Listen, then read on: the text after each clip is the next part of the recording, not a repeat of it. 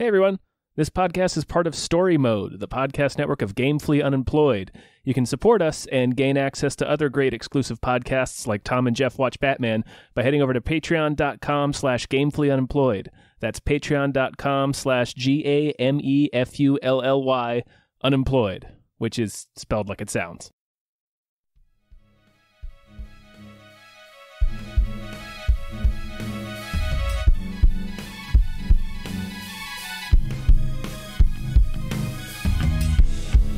Hypecast mit Tom Reimann und David Bell.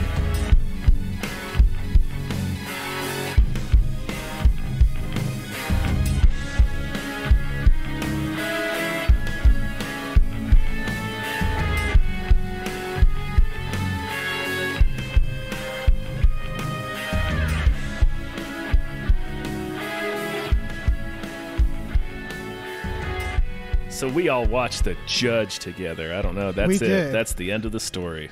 Look, it was really it was your first time, Tom. Uh-huh. Me and Abe sort of ushered you into The Judge, The judgedom. and I just think it was a magical evening that we had. We did have a magical evening. Away from streams, away from our problems. Mhm. Just us and the judge. Just us and the judge. Mhm. Robert Duvall's The Judge. Mm-hmm. Yep, everything laid bare for the judging eyes of the judge. I just got, like, bathed, got washed in the glow Mm-hmm. of every moment of that film. And it opens. Spritzed. It opens with Robert Downey Jr. peeing on David Krumholtz in a bathroom. Yep. Fuck me up, Judge. Has a What a bizarre film. subplot about Robert Downey Jr. possibly fucking his daughter. Definitely. Well, all right. I won't spoil The Judge. But yeah, that's Don't a you subplot. of The dare Judge. spoil Don't the you dare. judge. Robert Downey Jr. has to figure out if he fucked his daughter in The Judge. In the judge. Yep. That plot just in wrinkle that comes movie. about 2/3 of the way through the movie, and it is not necessary or expected in any way. That's the C plot. That's That is plot number 3. oh man. Yeah, just a little old boy on the side. Why not? Yeah. It's the judge. Anything Oh, yeah. goes. Anything Who goes. knows? Hello everyone. Hi, everybody. Welcome to another episode of Hypecast. Hypecast. Sure, we get hyped about stuff and things. I'm your co-host Tom Ryman. I'm your other co-host, David Bell, who And now you is with go. us today. Oh, yes. I am Abe Epperson, the Abe Hi, Abe. Epperson of the podcast. Hey. Yes. The What's internet's the Abe Abe of the Epperson. group? Yeah. Hey, cool guy. That's how I intro myself from now on. Yeah, This no, is for first sure. time. That's just that's the cool guy Abe Epperson. That's Cool guy. How you been, Abe? Have you Good. seen any movies lately? Yeah. Yeah, I watched The Judge. I watched Ace Ventura. Sure. I watched a Harry Potter, Which one? The Half-Blood Prince. When you say a Harry Potter, it sounds like we got a Harry Potter over here. Like it, you know. Yeah, you're right. It sounds different. It sounds like a Harry guy. Like a who- Harry who's Potter. a Potter. Like a a Harry Potter. occupation Potter. Yeah. Not yeah, a Harry Potter. A Harry Potter. a hirsute Potter. Yeah. Yeah, I watched it for my, podcast. Podcasts. Fuck You do my life. podcasts. Fuck my life. Yeah, it's great. Okay. I'm here. I'm here for you. Yeah, you are. Thanks for being on. I'm hyped. We dude. asked you like today. I know, and I was like, you know what? Fuck it. I'll podcast all day. Yeah, you will. I'm hype. I'm hype as fuck. I just Good. did like Yeah. 18 lines of cocaine. I'm ready. Oh yeah, the judge. The judge. How hope many my mom's lines not of listening. cocaine is the judge equivalent to? It's got to be like 30, right? Yeah, it's Yeah. probably 35. As soon as we were 40. done watching the movie, I ran laps around my neighborhood for 3 hours. Oh yeah. Just get a good run in. Just howling the judge into the night sky. At 1 Yeah. a.m. Yep. I wrote a screenplay. Stage 4 cancer. I robbed my family. Mm-hmm. Like I did all. Yeah, You robbed your family. Yeah, I was like, oh, the judge. I need to get more money so I can watch the judge more. Yeah, exactly. So I robbed yeah, my no, family. more home invasions need to be committed in the name of the judge. Just front kicking a door open and being like, the judge, give me your money. Judge! Give me your money, family. Yes. Dave, welcome. Give me your money. The judge. What's wrong with you? I watched the judge. What a fucking Great film. picture. Yeah. We got some producers we should name. Yeah, we got a few new ones. Yeah. Ramon, probably. Come You on, man. fucking knob. Belcom, Ramon Belcom. That's a cool name. Yeah, no, it is pretty sweet. Yeah. Not when you say it. Thank you for your support. Ramon, thank you.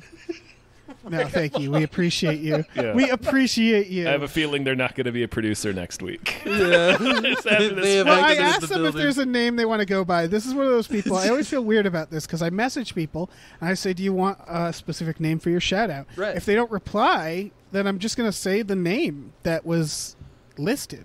Yeah, I think that's fair. So I hope Ramon doesn't mind that. I mean, that's and reasonable, I sure. thank him. Who Yeah, can thank say? you. This also was just this person's natural name. Down Home Chicken. Thank you. Also added insert chicken sound. Oh, you did it. I did it, yeah. Okay. It's not singing. I can do it without really expending that much effort. Yeah. Also, thank you to Julia Dorner.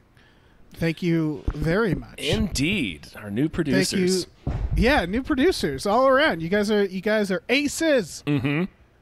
Bunch of aces. Thank you to Han Toomey, the confused cyborg. Thank you, Han. Thank you to Asking Seven. Thank you very much.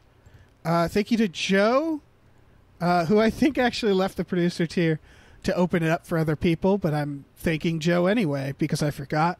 Sure. Get Yeah, no, rid that's of Joe. that makes sense, yeah. Thank you to Happy Ed. Thank you. You sound terrifying. It sounds like I don't know. So a guy works at a garage that you don't want to talk to. Yeah, that's why they call him Happy Ed, or else he flips out. Yeah, exactly. I'm so Thank you to the guy with the head. Thank you. I don't know who you think you're fooling, but sure. Yeah, you have a head. Totally. Mm-hmm. Tom, you want to take over? I do. Thank you to I Was Born to Stare. Thanks to Tiger Drawers, Thank you. Tiger Drawers, Pratt Thompson. Raindrops keep falling on my head. I'm not singing that. You got it now. It's on you. That burden is yours now, Tom. not singing thanks to it, our no. new producers. No, you don't have to. I didn't on either. my head. I did it. There you go. Abe did it. Thanks to Chloe Rice. Thanks to Dan you, Chloe. Aykroyd. Thanks to Thank the you, Kool-Aid Dan. Man as a proud communist. Thank you, Kool-Aid Thanks to Man. Guy with a Long Name. Thank you. Thanks to E.T. the Extravagant Terresticle. Thank you. Thanks to Wow. Cody Johnston's Time Machine Noise. Oh, Wow. yes. Thanks. Thanks to Pete Vorpagel. Thank And you, Pete. thanks to Glitterous. Glitterous! Woo! Producers! All right, let's get into trailers. How about that? right. How about we do Hey. that? I was thinking we'd dick around for some more time. No, but yeah, I think can- we should probably talk about trailers. Yeah. I'm First just trailer. feeling staying on task. trailers. I don't know what it the is. Judge. We can do a quick review of the Judge. Okay, first trailer is WandaVision. This is Yes. like the first one that seems to show. Like this gives me the most idea of what the fuck what's happening. Right. Well, it was a little like you could get the sense from the early images and stuff that it was like, oh, they're in some kind of weird Pleasantville reality, like they're trapped in Right, something. it's some sort of Twilight Zone. But Yes. like this, they recognize that Vision is dead in this, which is significant. Yes. I'm sorry. It's all very clear to me, unless I always with Marvel stuff because I'm not a Marvel boy. I never marveled, and until the movies, of course. This is all Scarlet Witch maintaining the mind of Vision, and like she created this prison, right? Is that so not he's like clear? in a computer. Most likely, this is Like like she warps reality and shit, right? yes, this is a storyline. Fuck, they're probably screaming at me. House of M? Is that what this one is? This is very, very similar to a storyline in which stands for Moira. in which Wanda is essentially the villain, and she's presenting this alternate I think reality she's that like everybody's fractured, trapped in. right? She's fucked up, and she can't deal, and so it's her dealing. And the way that she deals having superpowers is create a like bubble universe where he's still alive, and she's created Pleasantville, essentially a TV situation. See, that's clear. That seems obvious to me. Am I crazy? Okay, well, my guess was actually the opposite, but now knowing that there's a comic version, you're probably right.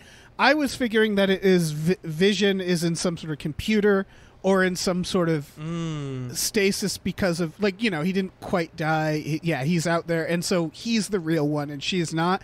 But it makes more sense that Vision is just dead. He went straight to hell.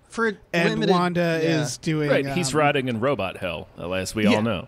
My TV Spidey sense goes, hey, this is clear. Like, TV is all about characters and the emotions felt between characters.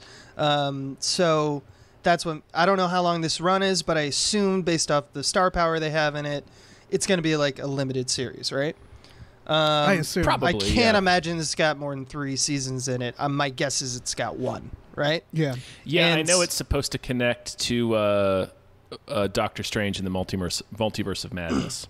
Yeah, so I assume that if you're going to go through TV rules where it's like, let's think of a limited series like, kind of like, here's a high concept and it pays off, but you're going to get a lot of, like, most of the arc is going to be emotionally charged.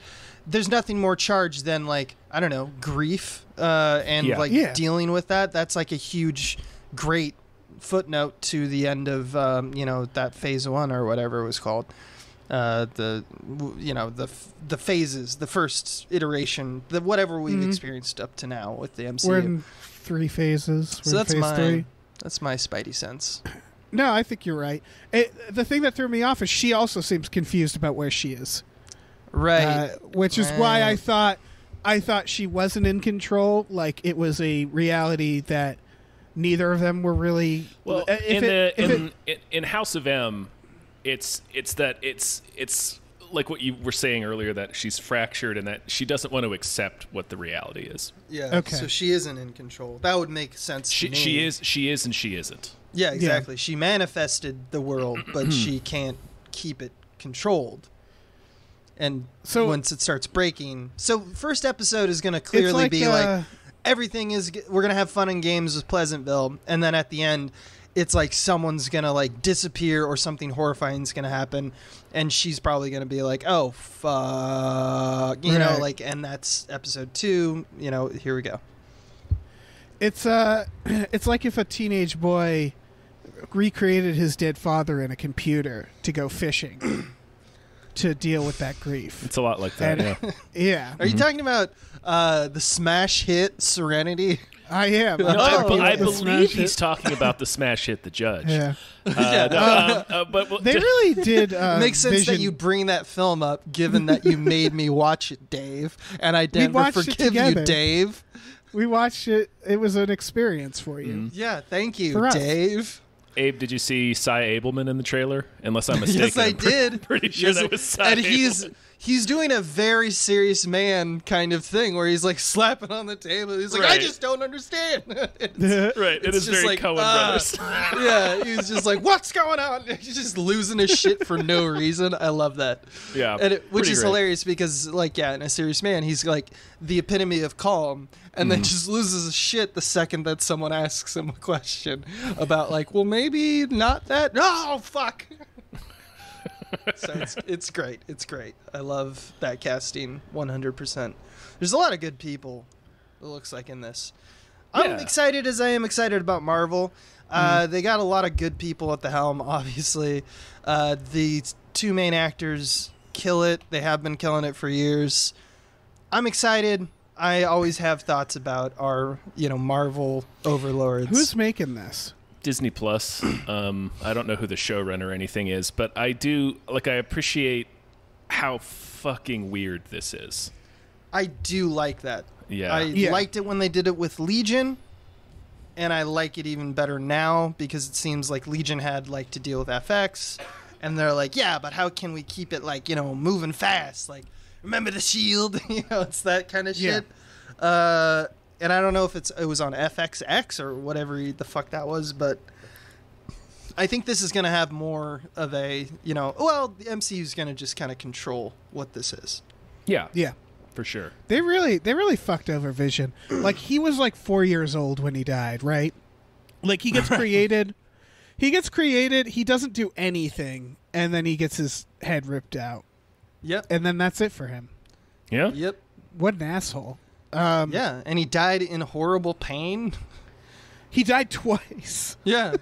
He died twice. What an asshole. And the That's- only times that he actually had like time to live, he always knew there's an expiration date to the happiness, which is not a way to have happiness, you know? It's one of those things is that he's one of those characters like Captain Marvel where they were just like, we can't keep him around because he solves every problem.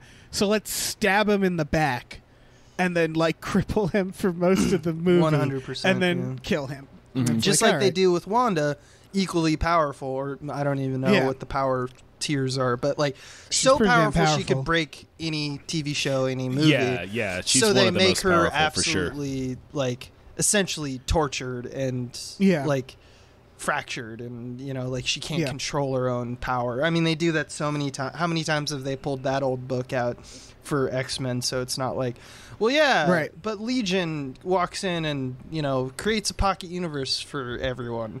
Well, if you can just do that, there's no fun. Right. I gotta watch Legion. Yeah, it's pretty cool. I like that. Yeah, I like that show for a time. I like that it's David Lynchian. I like Jermaine Clement in it. Yeah. That sounds like a good fucking mix. It's like their songs. It's like all over the place. It's insane. Yeah. All right, let's get to the main event. Yeah, sure. This is a Hubie Halloween. Hubie Halloween! Holy is, shit, this one took me by surprise. Adam yeah, Sandler. for sure, yeah. This trailer was out for a while. We just sort of, like, I think we protected ourselves by it just was invisible. But yeah, it's you know, Kevin James. It's the regular Happy Madison crew. Yep, single shot of Ray Liotta. I mean, you're kind of bearing the lead. Quick shot of Ray Liotta at the end. What? There's a quick shot of Ray Liotta. I love. It's every Happy Madison thing. It's like comedian. Here's Al Pacino. Comedian. You're like, That's wait, true. what? Yeah. They love that shit. I mean, like Adam Sandler loves getting someone who's like. I may be falling for it, but I do think this is not a normal.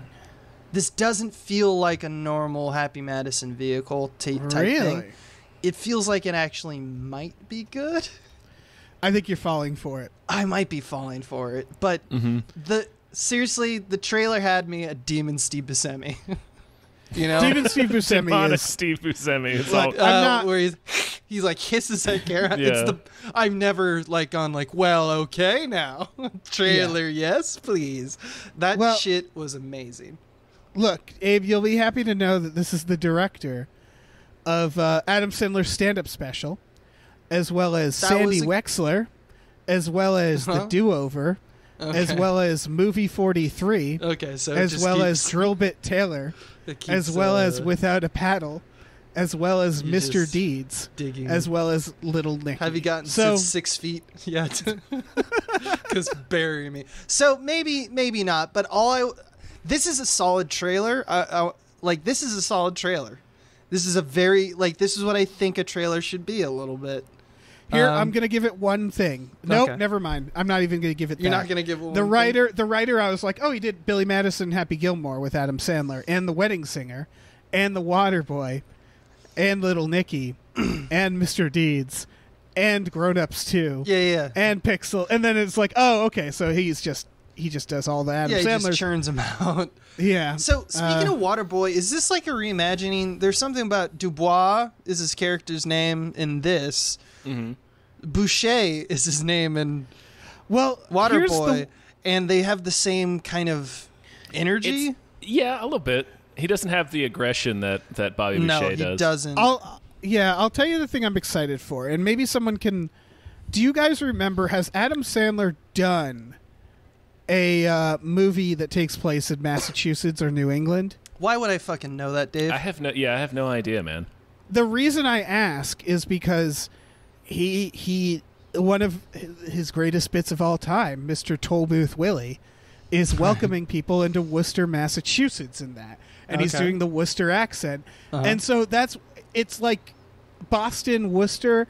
It feels like Adam Sandler would have done that stupid ass accent years ago, which is why I ask. Because it's like, of course he's doing like in this, he's doing like some weird ass New England accent. And it takes place in Salem, Mass.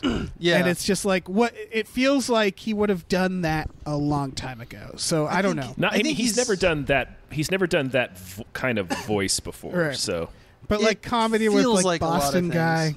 Yeah. So I think that's another feather in the cap of this not being great. I understand that. But the cast is better than most of the time. Like, you got Keenan, you got Tim Meadows, you got Maya Rudolph, you got Ray Liotta.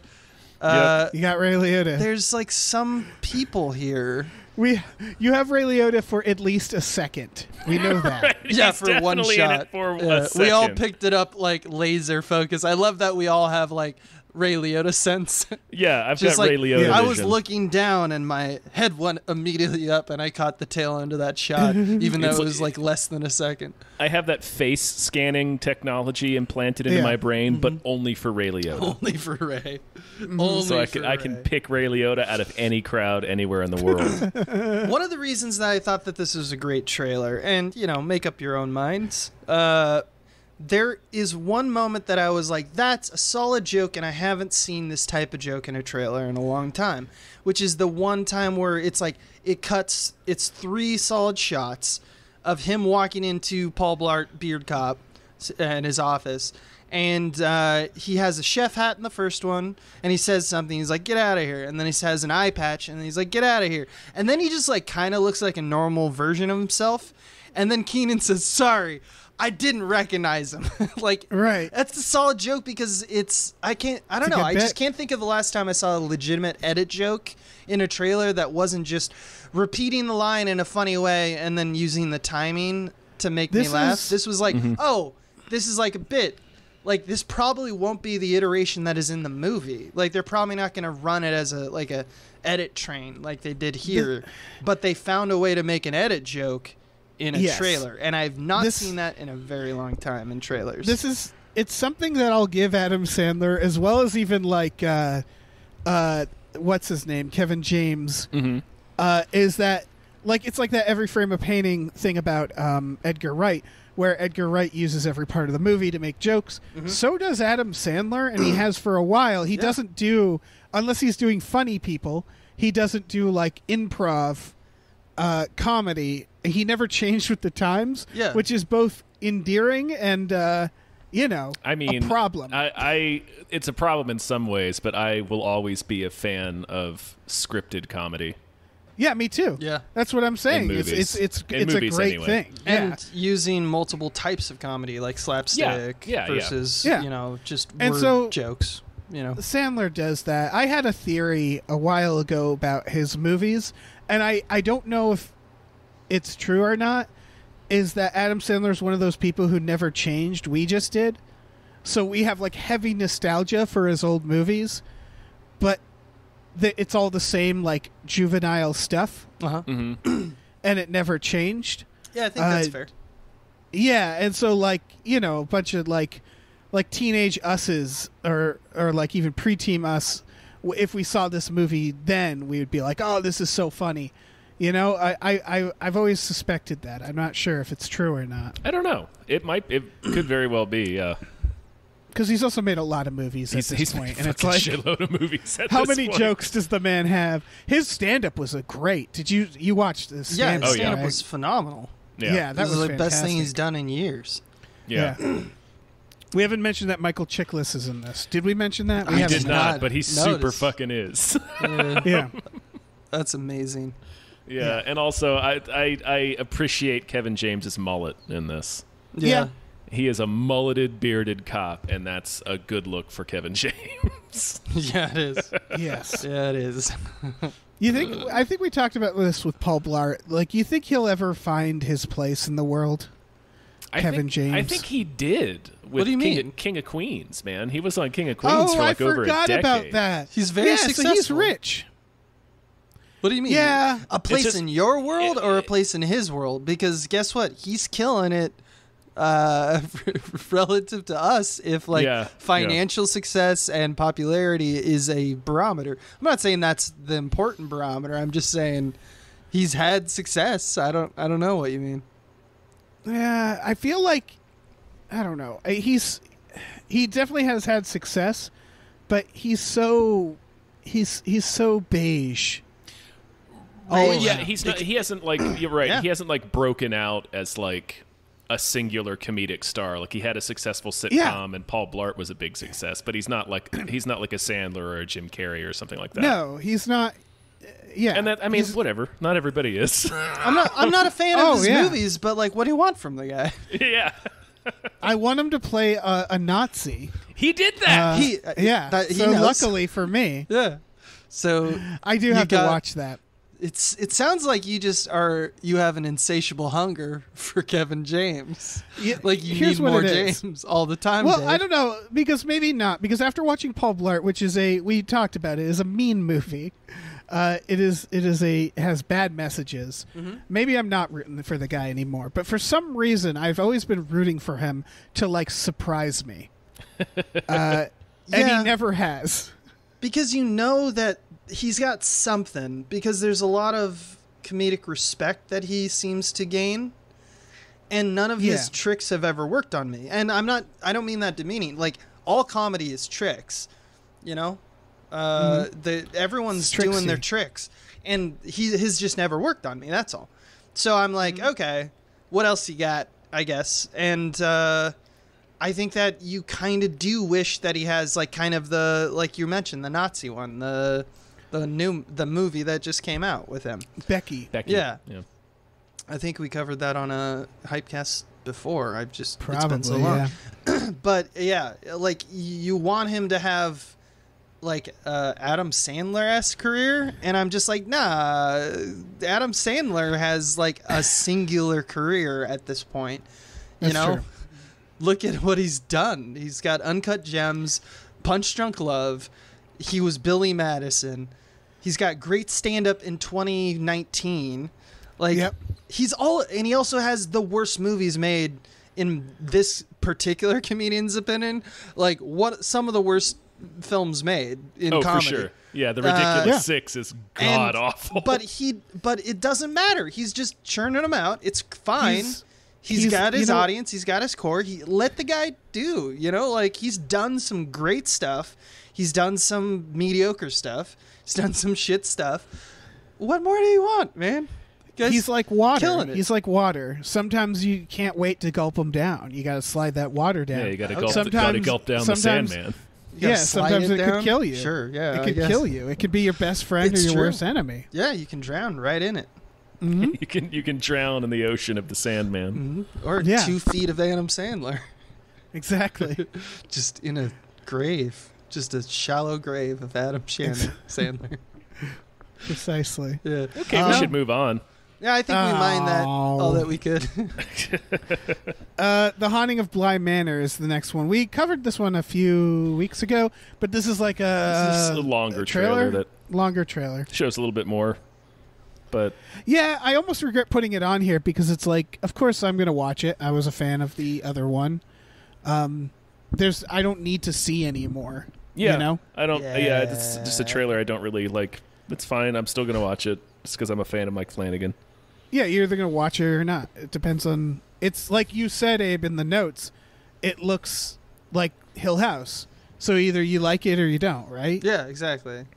Yeah. If you want more of that, hell yeah. It's weird. It's like I was going to say it's like a TV show, but I guess that's exactly what it's like. That's exactly. It was precisely what it's like. Yes. It's just it's an anthology series now. I don't think they meant it to be, but that's what it is. Yeah, I've kind of come to terms with that because that information was has been out in the world for months and months now. So I've kind of become accustomed to it. When I first heard it, I was like, oh, yeah, because I don't need to see more Hill House.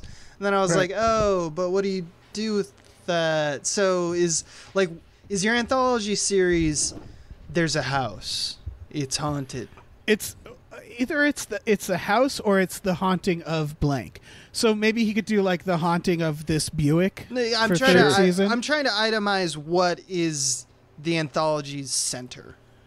I think it is going to be like he's doing old ghost stories, right? And like putting the haunting in it. Yeah, Siri's like talking to me. So it's again a house that's haunted. A haunted house. in like a different way. Okay. Yeah. Yeah. I mean, maybe I guess because it's called The Haunting of Bly Manor, so I'm guessing the house is haunted. It seems maybe the that twist way. will be like it's not the house. Maybe it's like the Buick that's parked behind the house. Yeah, and then they really open up the anthology. Listen, the Buick is a very spooky model of car. It is. Yeah. It's a town car. It's a family car. Yeah, and it's got plenty of space for bones. Yeah, a lot of bone space. Yeah, a lot of bone space. Put them up front. Put them in the trunk. Anything goes. Yep. Bly Manor, baby. The Haunting of Chrysler. See, we got a series. As you can tell from the way I'm speaking of it, I was unenthused by the first one. I'm gonna wait for you guys to watch it and tell me if it's got anything good going for it, that's new and fresh or different. This is what I like about Mike Flanagan, though. I'm not. I think. Yeah. Okay. You're not a big fan, but I just don't know what has he done. What is his deal again? He Refresh did the audience. I know what he's done. Tell the audience what he's done. He did Hush. He did Oculus. He did Dr. Sleep. So you're gonna watch that one. I am gonna watch that one next, actually. He did Gerald's Game. He did. Did I mention Ouija 2? Yeah, Origin of Evil. Which is I gotta watch that again. And what do you think this list is accomplishing? Like what? Well, am I supposed to be like? Oh, have you seen any of these? I've seen Ouija. Have you seen Ouija Origin of Evil? I've seen Oculus. I've seen Hush. Have you seen Origin of Evil, Sleep. Abe? No, I haven't seen that one. Okay, that's the Ouija he did. He didn't do the first Ouija. We're not gonna put his name on the first Ouija. Okay, what I like about him as a horror director, and I've said it before, is that he's very comforting to me. I can watch his stuff all the time. He doesn't. So he's pulp. It's pulp. I guess. Stuff. I think he's talented as a director, but I also think he makes a lot of the stuff he deals with is like mirrors, haunted dolls in this one, a Ouija board. They're all like real cliches, but he always manages to make it stand out. I never got the like Conjuring movies and the what was it, Annabelle, like that whole franchise and stuff. I never cared for those too much. Like especially right now when horror is such a in the last 10 years meteoric in terms of like some of the best social commentaries coming out of horror genre. It's got some of the coolest concepts. It's like sci-fi of the 90s kind of stuff. Right. It's one of the most exciting genres right now. Exactly. And this guy's laying down the floor. And it's just like I'm more occupied just currently of the ceiling. And it's not that I want to, shit on the floor. It's just a matter of where else are you going to shit? It's just like, yeah, cool. Yeah, it's cool. All right. I don't think he's laying down the floor. I do think the Annabelle stuff, the Conjuring stuff, that's very hit or miss. And then I think about the misses the same way I think about there was a time where you had to get up, go to the theater and watch Dream Warriors, So, we've never not made bad horror movies. True. True. Long going. So, it's maybe it's that not sort the of thing floor. where it's like we middle don't, of the road. We don't stop. But with horror, I think middle of the road is really nice sometimes. It is. I think of, you know what I think of middle of the road, which is, this is a weird thing to say, movies like The Omen and I even consider The Exorcist, because they're Hard to disagree. they're so iconic that they now feel like just standard for horror because they're movies. seminal. And I get no one the was same doing them before. Oh yeah, 100%. So they like penned the like narrative devices and the like the spookies and the scaries of Right. it all. They were like, how about we do this with the camera? How about we do this with like, the jump scare? I'm talking about what I get from them, Sure. Yeah. No. I mean, yeah. It's all which is opinionated. this wonderful, comforting feeling watching these horror movies. More power to and you. Mike Flanagan gives me that because he's not boring. He's not. I don't know. I think he's above average with his stuff.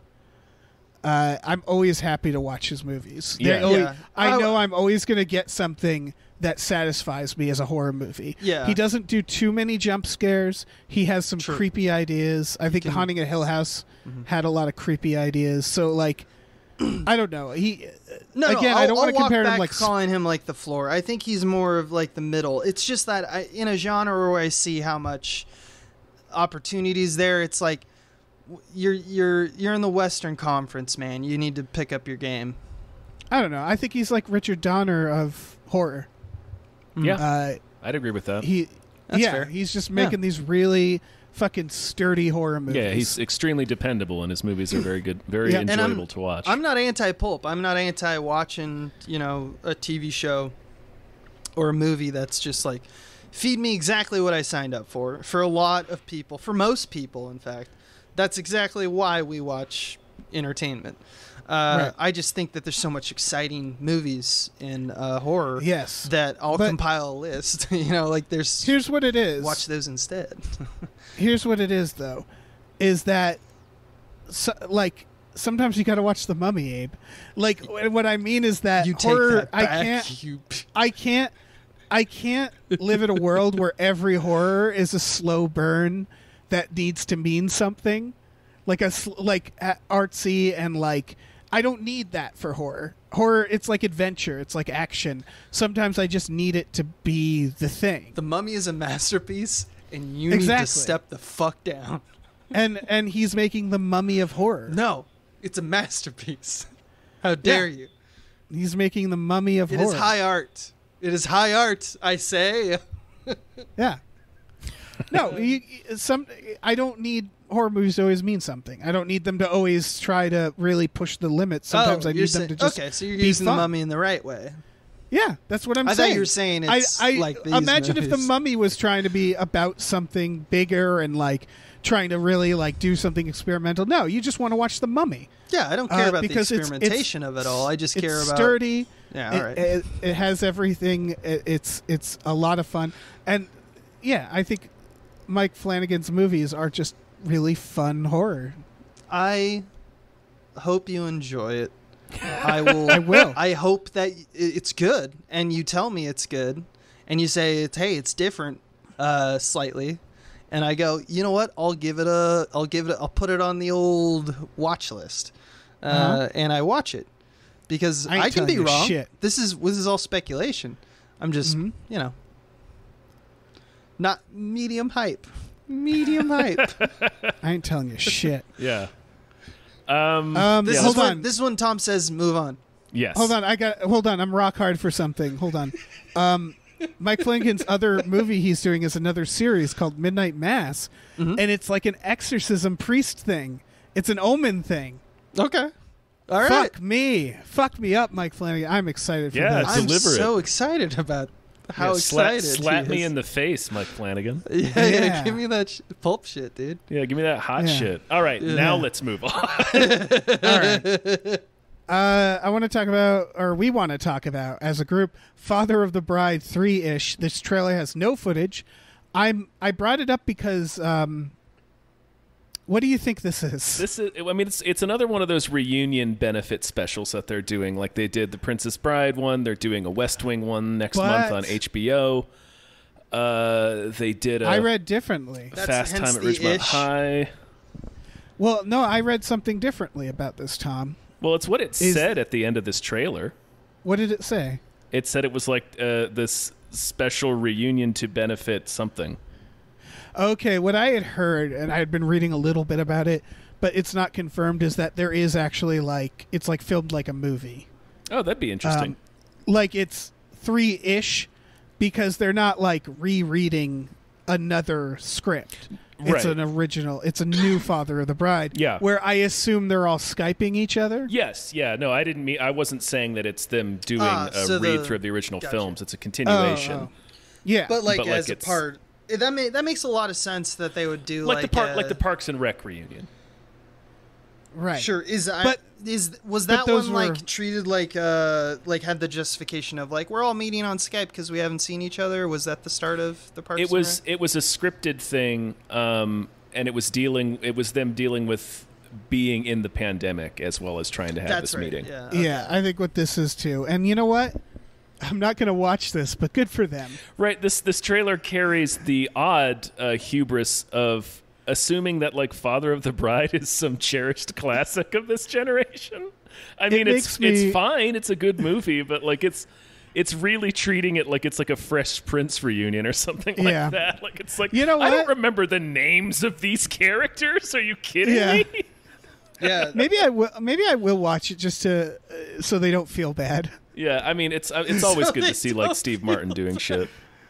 Like you're beholden to them. Because I like all of them. I don't want no one to watch this. Yeah, I was kind of fine with. I don't understand why. I'm glad to hear that this is all true, because it's not one of those films that I understand why there's like a franchise behind it. It's a great. Father Bride is a really good movie. A really good. It's a weird one. I love you, Steve Martin. Mm-hmm. Glad you're getting that paper. I don't need this. It's one of those. It's a premise that you really need like Steve Martin for, because the premise is, he's the father of the bride. And that's it. Well, I mean, it's based on what, a Spencer Tracy movie. I don't know. Yeah, it is. But yeah. Sure. Anyway, sure. Sure. Fine, this can exist. I don't have anything. Is he going to be? Is he going to be grand? Here, but yeah, I'm glad it exists. Fucking Meet the Fockers reunion. Fuck it. Yeah. Fuck it. What all right, hold on. What was the plot of, because they made 2 of these. Mm-hmm. Yes. What was the plot of the second one? The first one was his daughter's getting married, I assume. Yes. Because it's called Father of the Bride. What the hell happened in Father of the Bride 2? Did she get married again? No, she has a child, so he has to deal with becoming a grandfather, and he thinks he's too young to be a grandfather. Yeah, remember the cover? It's like him and he's getting kissed by his daughter and a baby. Oh yeah. They really dug themselves into a hole with the title, I guess. Yeah, I mean, they wanted there's to. no bride in Father of the Bride. That's what true. Else do you call it? Too. They wanted to brand it as a sequel, but I'll tell you the sequel to the original Spencer Tracy version was called Father's Little Dividend. Huh. Yeah, that's weird. Yeah, they could have. It's like the Haunting series. They could have just began everyone with Father. Father of I don't know. Father of the mother of the baby. Yeah. Yeah. I don't know. Again, I don't know what the solution is. Why not call it Grandfather of the Bride? That's what this one should be, right? Because I assume that's what it'll be about, is the baby's getting married. The baby getting married, right. And then it could be Grandfather of the Bride. There you go. But like they still, for the sequel, they still they had a problem, And I don't know what the solution is. I guess you just put it to. I like it. I think they should have called it Steve Martin Dad. Like, here's the thing. All right, you make Sister Act, right? Uh-huh. And it's about she's pretending to be a nun, hence Sister. An act. It's all an act, and then she has an act. It's perfect. It's a perfect title for a film. It's a perfect title. You got Sister Act 2, and then you fucking have Back in the Habit. Are you fucking kidding me? That's perfect. Yeah, also, they nailed that shit.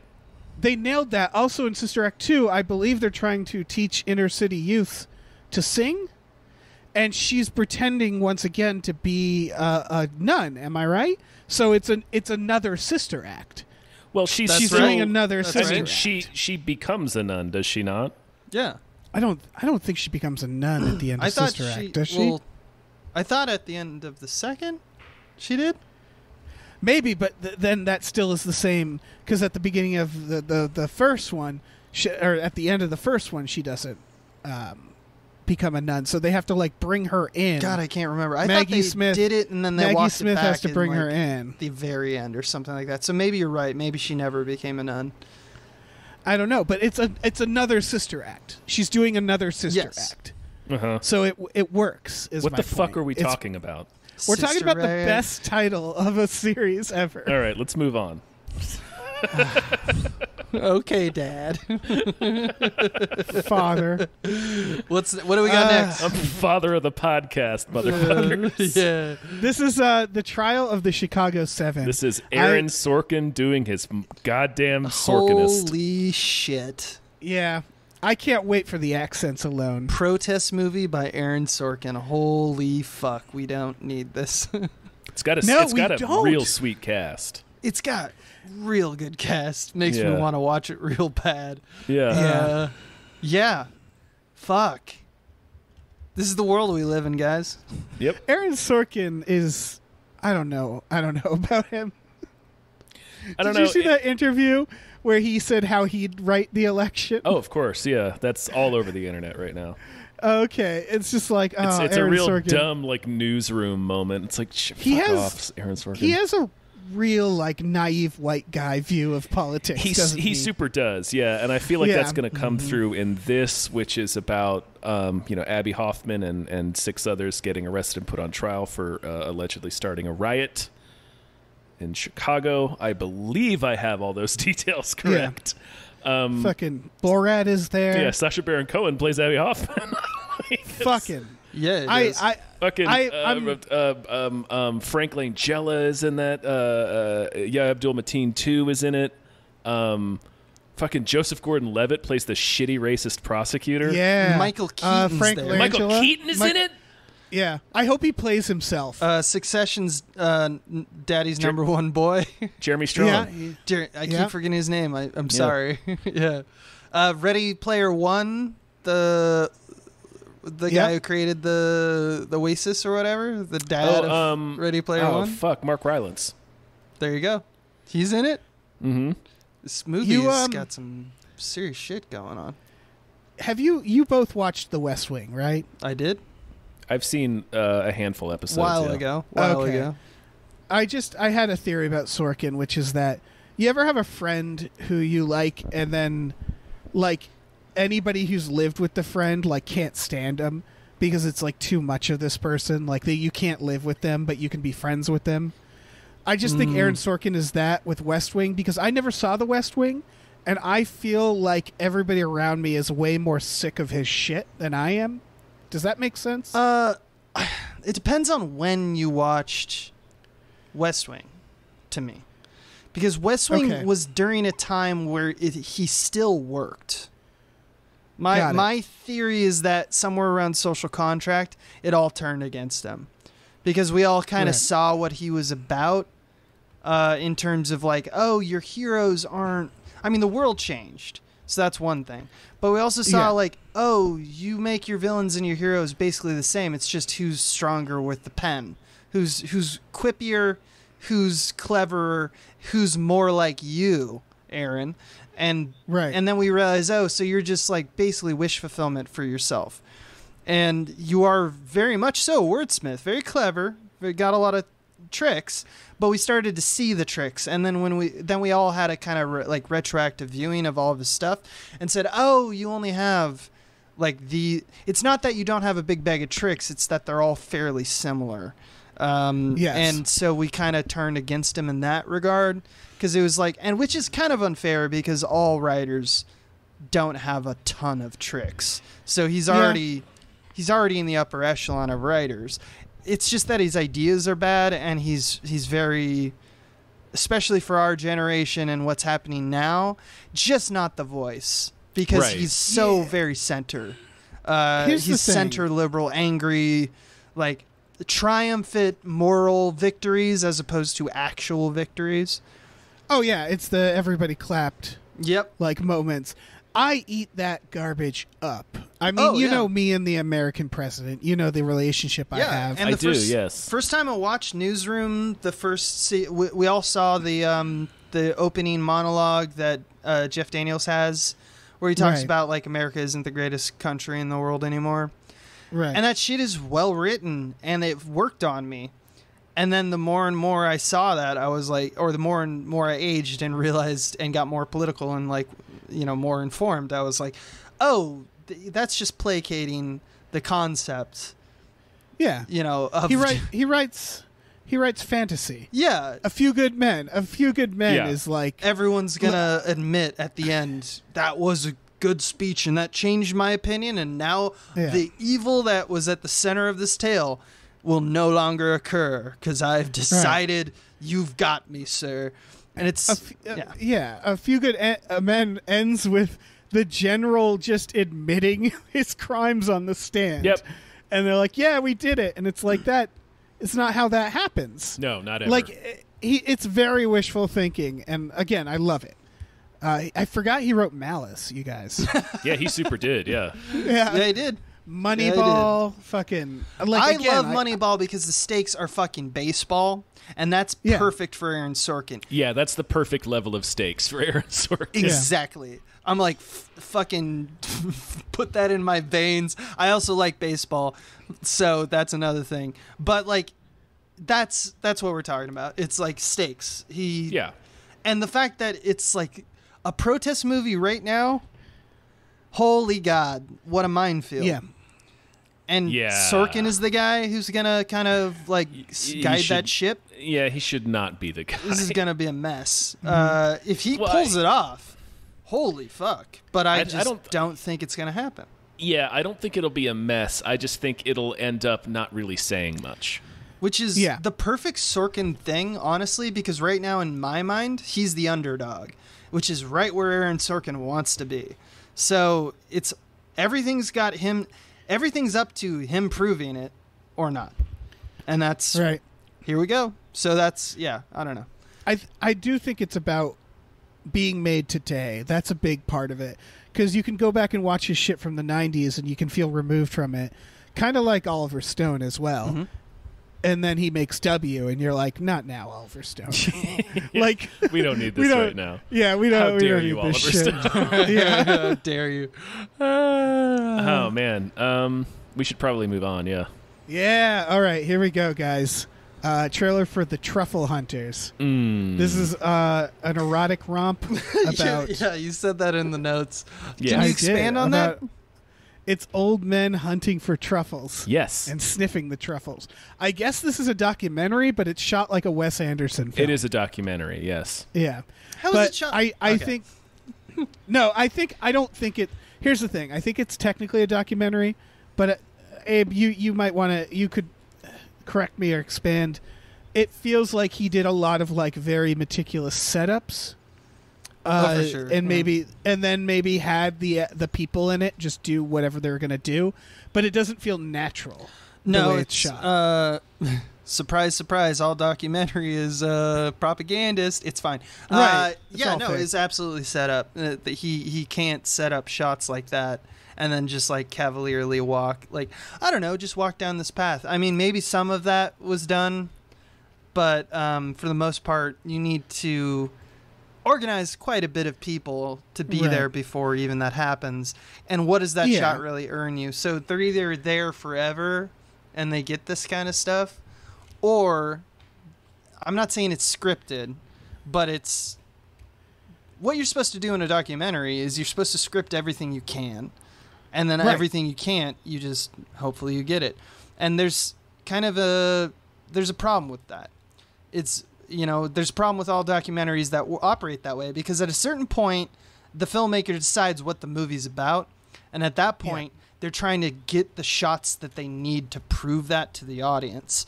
And at that point, it stops being about fly on the wall and starts being about what the director and voices behind the camera want the footage to prove. So because of that, I doubt he's trying to make a point in order to because it's getting very good reviews, and a lot of people are talking about it as like a very Like, well, yeah. here's there was a what lot. I mean, think. Telluride. I thought I saw Tribeca in there. It's doing pretty well. It's one of my. I think what works for a documentary, because you're right, and all documentaries do this, right? They say, "Oh, can you walk from here to here, and we'll film you, and we can, we're going to get B-roll." But then there's always like the core of it feels a little more natural. This, it's like all of it feels unnatural. Yeah. But I think it's because documentaries like this work. Like, one of my favorite documentaries is Wordplay. Did you ever see Wordplay? I have not. No. It's just about Will Shortz, who runs the New York Times crossword puzzles. Oh, right. Yeah. I heard about this. And it's just about crossword puzzle nerds, which Right. I was one of at the time. And like, they interview Jon Stewart, they interview I think the Dixie Chicks are in it. I know Bill Clinton's in it, which is less just exciting a bunch now. of crossheads. And yeah, exactly. And they talk about crossword puzzles, and they also follow someone who is participating in a crossword puzzle tournament as like the through line. Mm-hmm. And it's so low stakes that I think that's the key. Like Truffle Hunters, I could really fucking go, I could dive into Truffle Hunters, because it's like, they're just truffle hunters. They're just hunting some truffles, getting the best truffles they can, and I'm sure there's like an internal, documentaries do this. There's like turmoil between like, well, this truffle hunter is the best truffle hunter, but if you ask me, this guy's gonna win this year. It's like, well, you're just picking shit up from the ground, man. I mean, I'm sure it also deals with the economic disparity between these people who are hunting for the truffles and then like the gourmet food industry and how much these I noticed that sell for. And noticed that, and I think that might be the best part of it, and that's not revealing in the trailer. What I don't like about trailers like this, and just in general, the way they market these types of films, I don't know how many times I've seen the quote on screen for a movie like this said by a critic of like Chicago Times or something like that, or like, New York something, and it's just like, nourishment for the soul. Yeah. And it's just like, it's the most overwrought critical phrase of all time. That's an extremely hollow platitude. It's such a hollow platitude. And I'm just like, well, this is not helping you, buddy.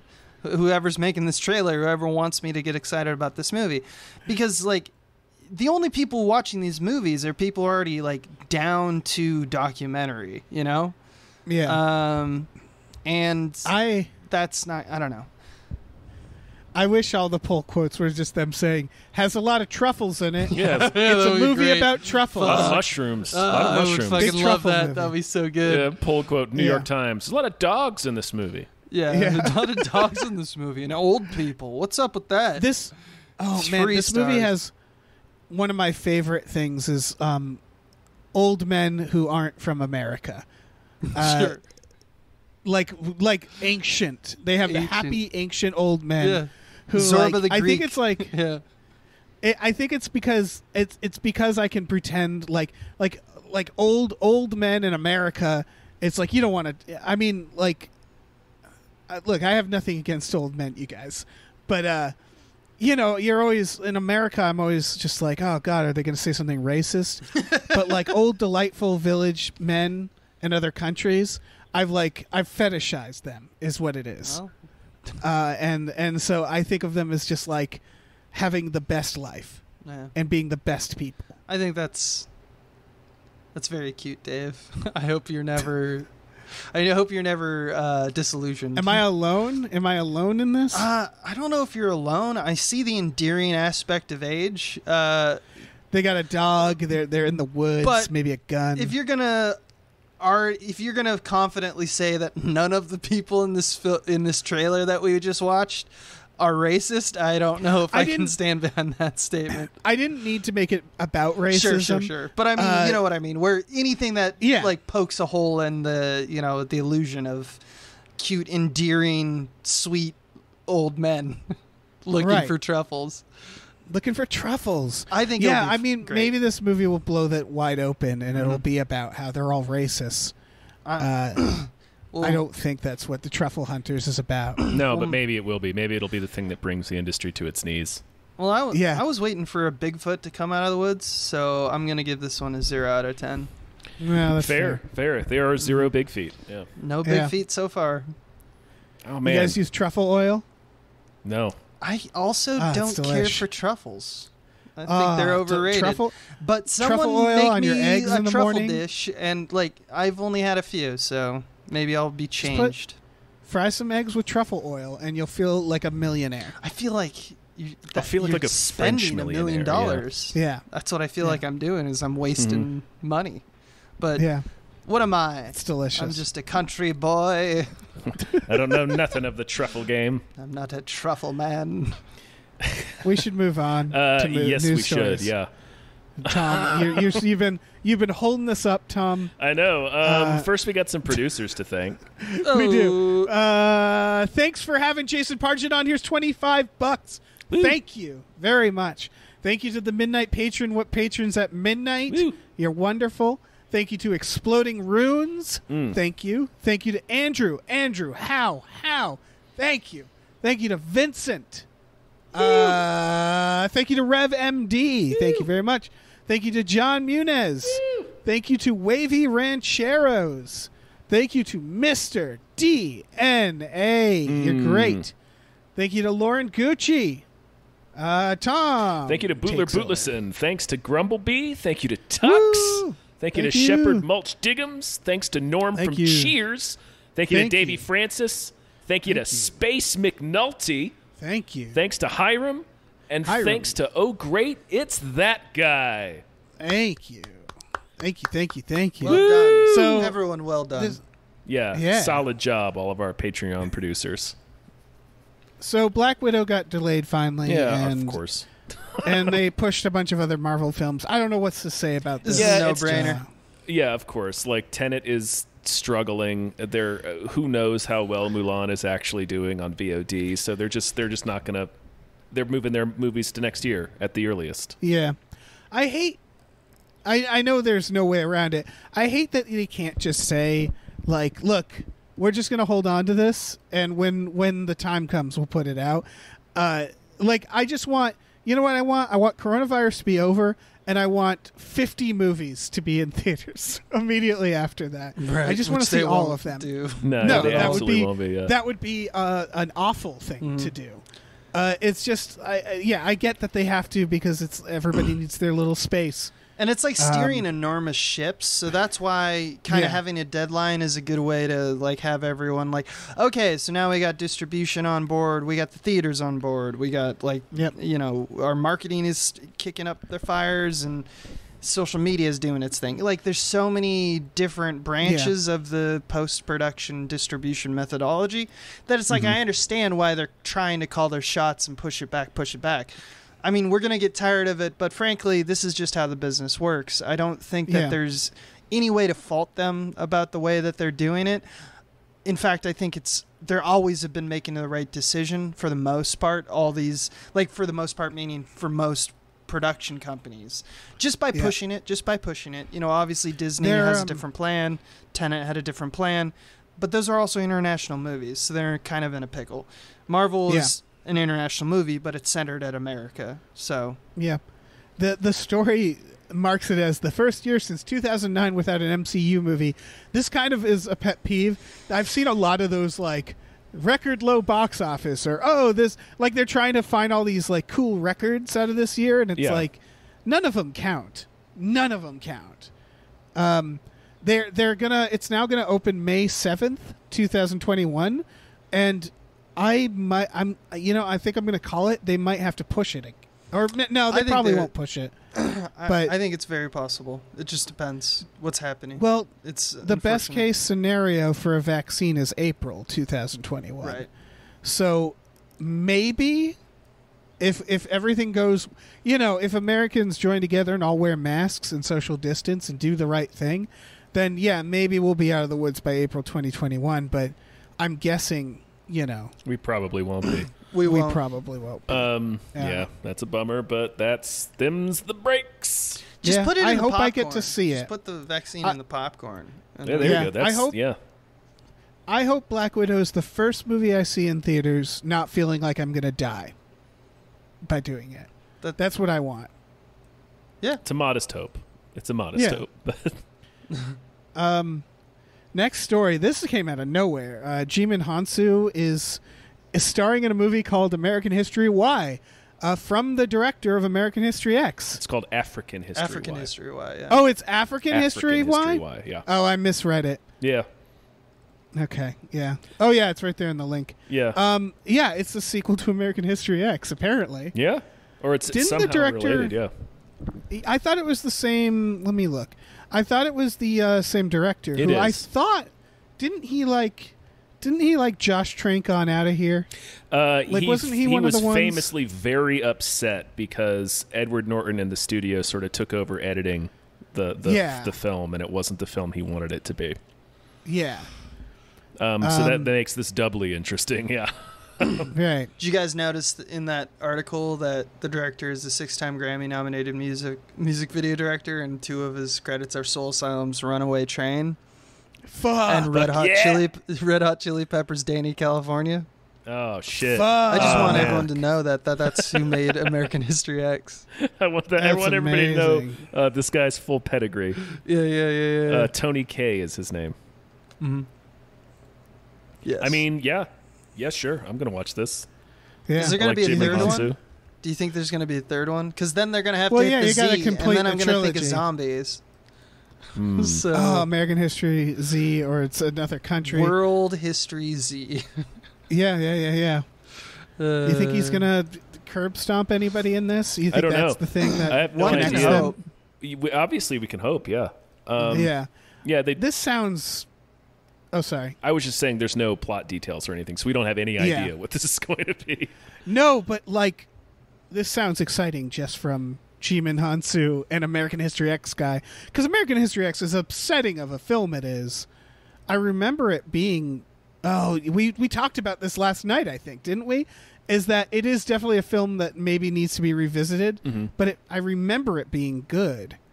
Yeah, it'd be interesting to watch it now because I don't think I've seen it since '96 or whenever it came out. Yeah, Yeah. I think we talked about the watching The sympathy Judge. aspects of his character, but I don't know if it's done about, if it's sympathy for when he's trying to change, Yeah, In my memory, it's when he's trying to make amends after he's changed. which is the apt, service. But I just don't Right. know if there's any, Oh, no, it is. There's no sympathy for him before that, but it's also it's got weird arc with Edward Furlong, and it's got, I don't know, it's Oh, right. That is kind of a... Yeah, okay. Yeah, Yeah. maybe we need to revisit that one.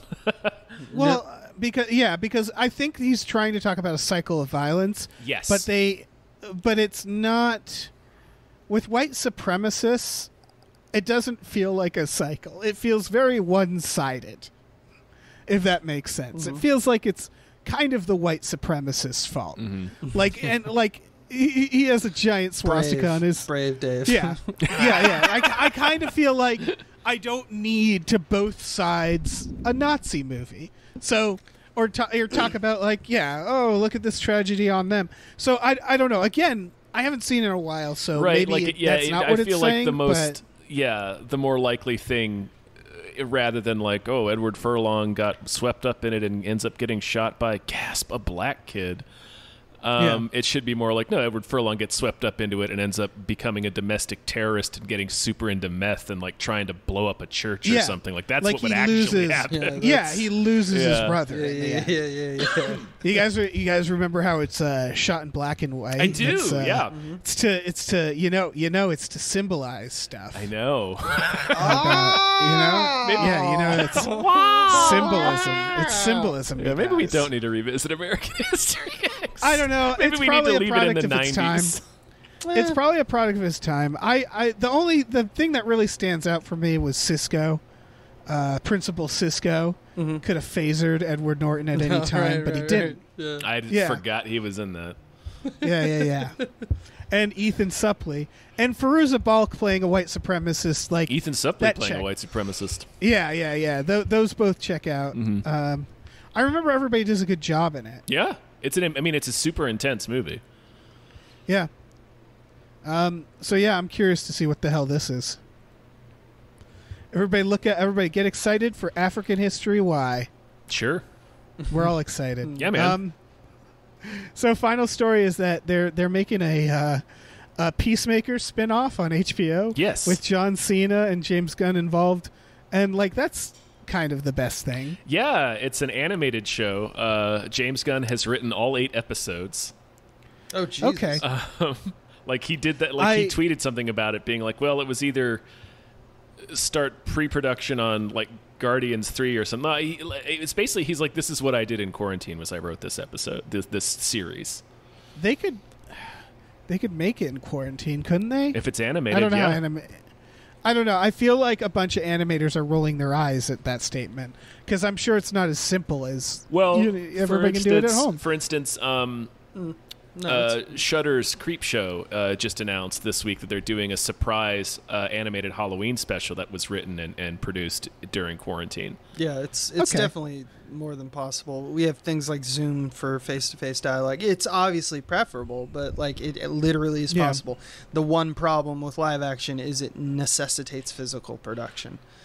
Yeah, so more animation the better. I kind of want to see a live action. I think we're going to be John seeing Cena. A lot of animation coming out soon. Mm-hmm. I think a lot of people are working on it, right? Like animation right and screen capture movies. Yeah, exactly. Yeah.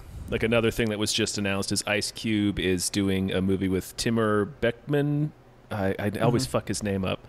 The Night Watch guy, the guy that did Beckmann Betov. He's the Russian filmmaker. I always fuck his name up. Did he also work on 30 Days of Night? I feel like he produced it. Okay, because it's very similar to the Night Watch films. Mm-hmm. Yeah, it has night in the title. Yeah, it's right there. The title. Sure. But he was like he just got a 5-picture deal at Universal because he's developed this type of screen capture technique that's called Screen Life. And apparently he just wowed them so much. They're like, here, make us a bunch of these because we can't make anything right now. So he's making a sci-fi movie with Ice Cube that's starting production next month. That way sounds to adapt fucking to awesome. the fucking times. Yeah. Kudos you guys to that remember? guy. You guys remember the other Night Watch with Ewan McGregor and Nick Nolte and Josh Brolin? I do not. No. And Patricia Arquette. Damn. No. And Brad Dourif. Damn. You guys haven't seen the 1997 Night Watch? Nope. I have watched the shit out of this movie several times. Put it on. Let's watch it real quick. All right, during let's this put it on. podcast. Everybody wait while we go watch 1997's Night Watch. Yeah. Oh man. Is that it for news stories? Yeah, I don't really have anything to add because I'm not a big Suicide Squad guy. I like John Cena. I like James Gunn. Yeah. This sounds fine.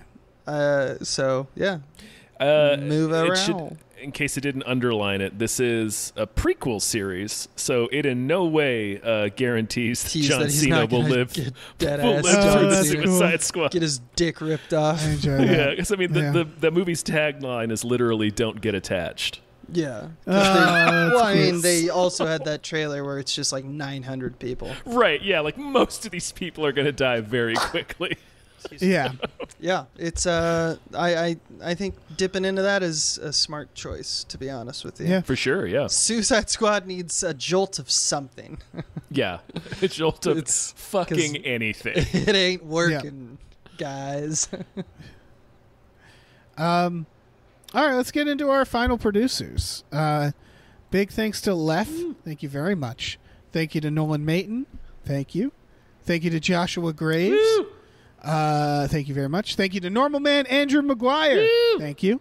Thank you to Ozzy. Woo! Thank you to AJ. Thank you to Tip Drizzle, the old TD. T to the P. Always reliable. T to the D. T to the D. T to the D. Frankly Amish, Yeah. thank you. Tom, take it. Okay. Take it away. Thank you to Mrs. Voidus. Thanks Mrs. to the ghost. Thanks to the ghost of Dave Thomas. Thank you. Thanks, Aaron Burser. Thank you. Thanks, David Knifeboot Hinson, MBA, CPA.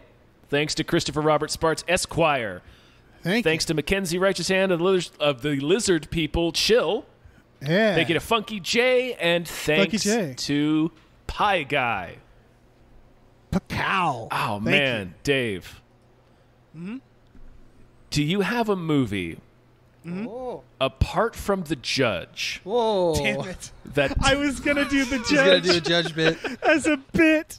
that deserves more hype. That I is love that not you guys know to 2014's deflect The each other's Judge.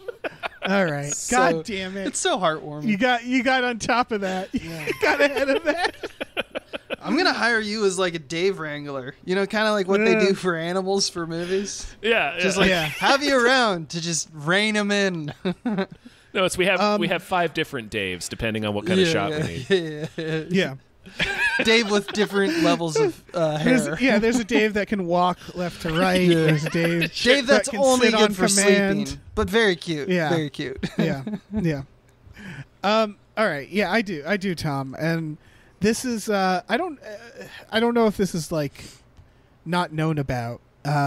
The trailer wasn't getting that many hits. This is called. It just dropped like today or yesterday. That's one of those things where it just drops, so maybe it'll blow up. Mm-hmm. But then we'll be riding that wave. This is called Sound of Metal. Yeah, This is coming out. Yeah, it's streaming December 4th on Amazon, I believe. Mm-hmm. I think it's going to have a limited theatrical release because it's probably going to go for some awards. It's holding at a 93% on Rotten Tomatoes with a good amount of reviews. The writer of Place Beyond the Pines. It's a first-time director. Who's the actor? Riz Ahmed. Riz Ahmed, yeah, from Nightcrawler. Little film Nightcrawler. called Venom. There it is. Yeah, he's in Venom. I like Little them film called a lot Venom. better. Nightcrawler. Than Riz Ahmed. Nightcrawler. Yeah. The night of. The night. Sure, of. but mostly Venom. Primarily Venom. Go Yeah. fuck yourself. He plays a punk. He plays a punk rock drummer. I actually saw this. There was a teaser before this trailer, and I almost included on a previous one because the teaser, it's just people in sign language describing the movie. It's about it's about a punk rock drummer who loses his earring and becomes deaf, and he basically, because I don't know how much people know about deaf people, but like I had a deaf teacher and took sign language, and like they're a community because they have their own damn language, so like they almost have their own culture. They all have to go to the same schools, stuff like that. It can be insular, and so I think from the trailer it's about a guy from one insular community, punk rock, becoming part of another community and having to deal with the fact that he's lost his identity as a punk rock drummer. Mm-hmm. It looks really good. Yeah, Yeah. it looks Like looks crazy fucking good. This is extremely my shit. Yeah. I did not know about this, so I thank you guys for You're welcome. suggesting For sure, it. yeah. I hadn't seen it, and as soon as I saw it, I was like, or I saw the trailer, I was like, fuck yes. The sound design alone, what they clearly are doing, like just in the trailer, it's just in the trailer, you can tell, like how they're going to slowly take away his hearing. Yeah. And they're going to have, they're not going to be shy about having large swaths of the movie clearly silent, you know? They're going to do stuff like that. And that is such a cool, like that sound design intelligence alone and like the amount of work they're clearly putting into it is probably enough of a reason to watch this movie just for how cool it's going to be and how it's going to. One of the reviews, one of the reviews specifically points out the sound of design. So like shit. Yeah. It's this looks fucking good. Yeah. Yeah. Riz Ahmed took drumming lessons. He took American Sign Language lessons. This was apparently only shot in 4 weeks, which... Shit. That's damn. pretty short. That's very short. Yeah. Yeah. I mean, usually people want twice that. Yeah. But I see in your notes, you say he took lessons for 6 months. I love that. I love that about the industry, you know, like, take 6 months to prepare for, I don't know, 29 days, you know? Yeah. Oh, it's great, and I Just assume a month they of like shooting. Yeah. I assume they paid for the lessons or whatever. Sure, so like, it's got to be one of the benefits of being an actor, where they're like, and you get to learn how to drum. It's like, oh shit, okay. I mean, I wouldn't be surprised because this is such a low, such an indie project, and he's got a few high-level credits under his belt. I wouldn't be surprised if he actually just paid for the lessons himself, just to be like, I want to do this movie. Yeah, that's true. It wouldn't be beyond. That's yeah. Some people do that. I've heard of for it. sure. Right. But I know of productions that also pay for that kind of thing, even on the indie level. So it's not beyond. It's ambiguous. His drumming lessons are ambiguous. It's true though. Indie films do all kinds of things. They risk the life of William Hurt sometimes. Occasionally, yes, they do. Occasionally, Hey, maybe they almost run him they over. paid for 3 months, and then he was like, "I fucking love drumming." He just kept it going. Yeah. Who knows? But just the idea that yeah. you're gonna pour yourself into the work and like give a good chunk of your time in order to get the best performance. That's the kind of movie that I'm like, yeah. And it gives me a lot of respect for this actor. Yeah, this is folks. Sound of Metal. Check out the trailer. It just looks gosh darn good. Yeah, it looks pretty damn good, and I'm gonna watch the shit out of it when it comes on who's streaming. who's his punk rock Appropriate girlfriend? hype. I recognized her. Olivia Cook, I believe. Yes. Okay, yeah. Yes. It's got everything. It's got punk rock, Mm-hmm. and it's got someone dealing with becoming deaf. It's got everything you need. Yeah, it's Olivia Cook. He's also a former drug addict, and he's sober for years. Yes. Yeah. So it's got a lot going on. Mm-hmm. Yeah. Olivia Cook from Ouija, by the way. and a little film that's called true. Ready Player One. Ready Yeah, Player One yeah, as well. Yeah. Fuck yeah. Both of which were mentioned in this last hour. Damn right. So yeah, check it out. That's my movie. That's it. That's it. That's a sode. We've done it, you guys. Appropriate hype. Woo! Appropriate Yeah. hype, guys. You should feel Appropriate good hype. about yourself. You make a podcast where the title is exactly what you guys do. We I try promise hype to. I and try then to. It's we give it 80 to you. rambling minutes later. I'm Yeah. super hyped, dude. I'm going to do more lines of cocaine and Oh, yeah, I'm steal good. from Yeah. my family. I'm gonna go do a Okay, home so- invasion and scream the judge. Yeah. So okay, everybody watch Sound of Metal, The Judge. Those are the two. Those are the two takeaways. 1997's White Night Watch. I'm going to throw that in. You guys With are Ewan maniacs. McGregor. I love being on this show.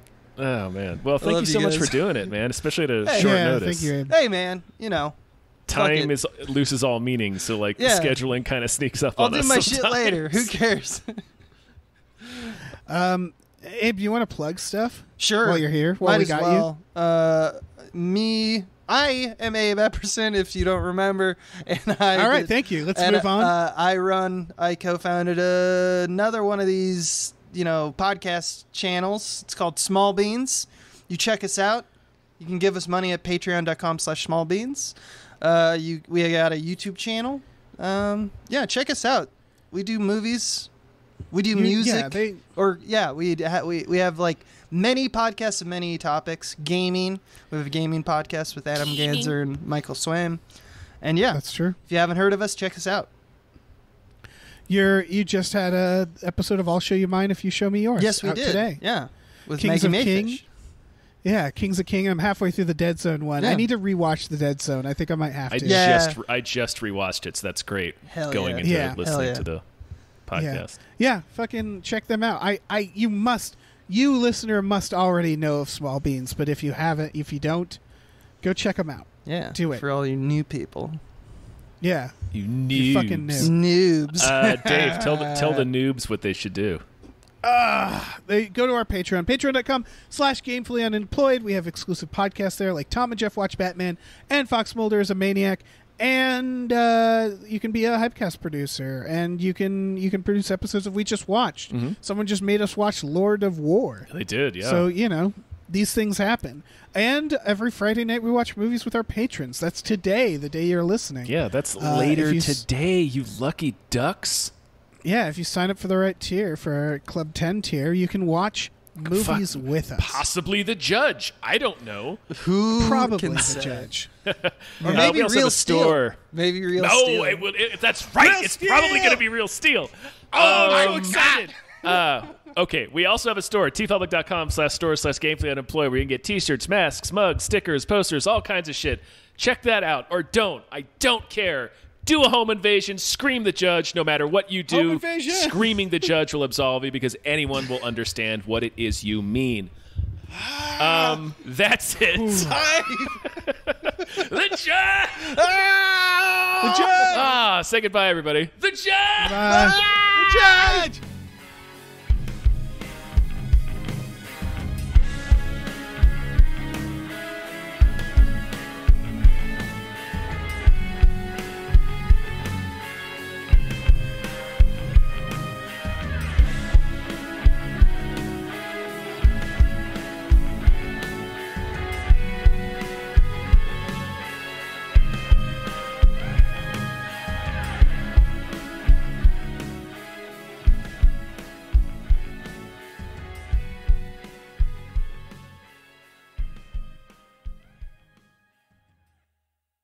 Our music is produced by Chris Corlew. You can follow him on Twitter at @thecorlew, Corlew, and find more music at shipwreckedsailor.bandcamp.com.